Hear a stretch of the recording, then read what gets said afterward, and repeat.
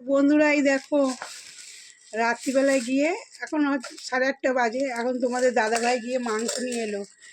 মেয়েরা বলছে তন্দুরি খাবে, তো আমি বললাম আমি কিন্তু পারবো না এখন বানাতে। তো মেয়ে বলছে আমি বানাবো, মা ছোটো মেয়ে বানাবে বলছে। দেখো পুরো তন্দুরি সাইজের লেগ পিস আছে, লেগ পিস বড় বড় একদম সিনার পিসে রয়েছে। এই তো বেশ বড় বড় সাইজ, দেখে বুঝতে পারছেন। দেখুন বেশ বড় বড় সাইজ।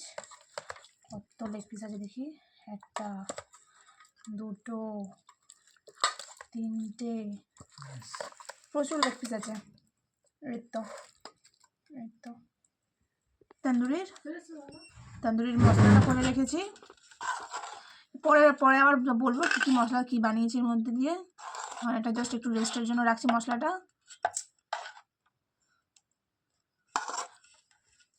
তো এই দেখো বন্ধুরা, এটা কি দিচ্ছি যেমন এটা আদা রসুন লঙ্কা সব কিছু পেস্ট আছে, দেখতে পাচ্ছ সবুজ সবুজ একদম। আদা রসুন কাঁচা লঙ্কা আছে না? হ্যাঁ, কাঁচা লঙ্কার পেস্ট আছে। আর এটা হচ্ছে তোমার তন্দুরি মশলা দিয়েছি, তন্দুরি মশলা, কাশ্মীর লঙ্কার গুঁড়ো, গরম মশলা, একটা পাতি লেবু, বাটার, সাদা তেল, তারপরে একটা তেল গরম করেছিলাম, তেলে গরম করে একটু বেসন দিয়েছি, দিয়ে একসাথে দিয়েছি। তারপরে জিরে গুঁড়ো, ধনে গুঁড়ো, সব ধরনের মশলা দিয়ে এটা একসঙ্গে ম্যারিনেট করা হবে। দেখো কি সুন্দরভাবে মশলাটা ফেটিয়ে নিচ্ছে। দেখো এই যে মশলাটার মধ্যেই কিন্তু পুরো স্বাদ তন্দুরি, তাই জন্য এই মশলাটা একদম ধৈর্য সহকারে সুন্দরভাবে বানিয়ে নেবো, ব্যাস। এটা কিন্তু আজ মাইক্রো ওভেনের তন্দুরি হবে। কারণ যদি বাড়িতে মাইক্রো ওভেন না থাকে তাহলে কিন্তু তোমরা নিজের কড়াইটা গরম করে একটু বাটার দিয়ে হালকা আছে বানাতে পারবে। তো স্মোকি ফ্লেভারের গন্ধর জন্য একটা কাঠ কয়লা দিয়ে স্মোকি ফ্লেভারটা নিয়ে আসতে হবে। সেগুলো এখন মিক্স করে নিই। এই যে মশলাটা হয়ে গেছে, দেখতেই পাচ্ছ। এবারে সব কিছু দিয়ে দিয়েছি। এবারে একটা একটা করে মাংস ভালো করে, দেখতেই পাচ্ছ মাংসটা কিন্তু পুরো আমি ফেলে রেখেছি, যাতে মাংসর পুরো ভেতর অবধি যাতে মশলাটা যায়, আর ভেতরে তো একদম জুসি ফ্লেভার একদম চলে আসবে, জুসি। তো আমি এটাকে ম্যারিনেট করে নেবো।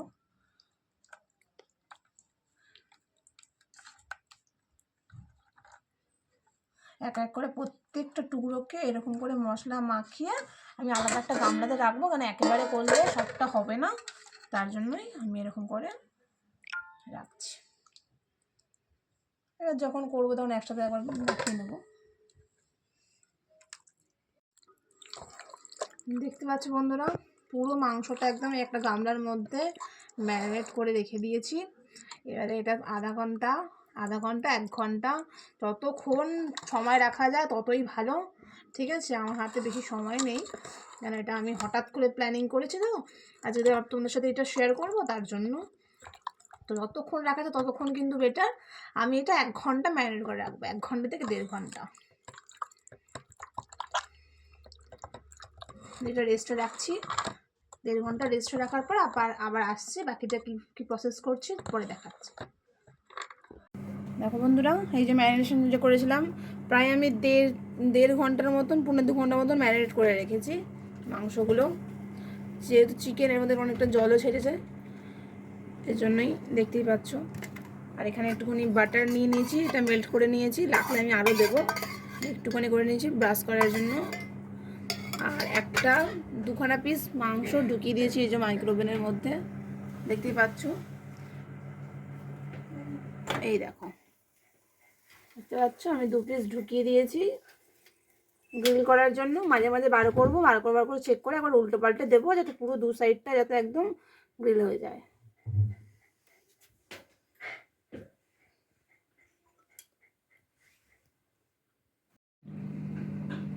দেখো বন্ধুরা, এই জাস্ট নামালাম আমি, এই যে মধ্যে গ্রিল করছি, যে এর মধ্যে কিছুটা গ্রেভি পড়েছে, গ্রেভিটা কোনো অসুবিধা হবে না, প্লেটের মধ্যে পড়েছে, দেখতেই পাচ্ছ কত সুন্দরভাবে এটা একদম পুরো গ্রিল হয়ে গেছে।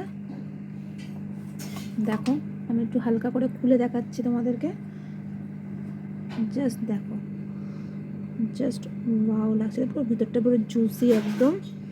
দেখো কত সুন্দর। এটা লেগ পিস আছে, লেগ পিসটা দেখালাম কতটা বড় দেখতে পাচ্ছ, পুরো গ্রিল হয়ে যাওয়ার পরে কত সুন্দর। এবার এটা না লেবু দিয়ে দেখো ভেতরটা কতটা জুসি লাগছে, দেখো দেখতে পাচ্ছ, মানে একদম শক্ত শক্ত খোট্টা খোট্টা নেই, কিন্তু বেশ সুন্দর হবে। এবার খেয়ে দিয়ে মা বাবা সবাই জানাবে কেমন লাগছে। আমি তাহলে বাকিগুলো করে নিই, মানে এখন অনেক বাকি আছে, বাকিগুলো করে নিই। করে নেওয়ার পরে আমি আবার ফিরছি লাস্টে খাওয়ার সময় প্লেটিং পুরো সাজিয়ে। বন্ধুরা এইটা আর একবার বসিয়ে দিচ্ছি, এই নিয়ে প্রায় এটা নিয়ে 3 বার হবে। বসিয়ে দিলাম, মাইক্রো ওভেনে পুরো ঢুকিয়ে দিলাম। এবার এটা আরো 10 মিনিট রাখবো।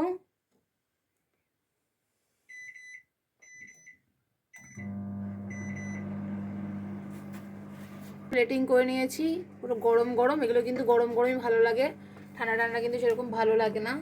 ঠান্ডা ঠান্ডা এগুলো শক্ত শক্ত হয়ে যায়। দেখিয়ে দিলাম কিরকম, দেখে নাও।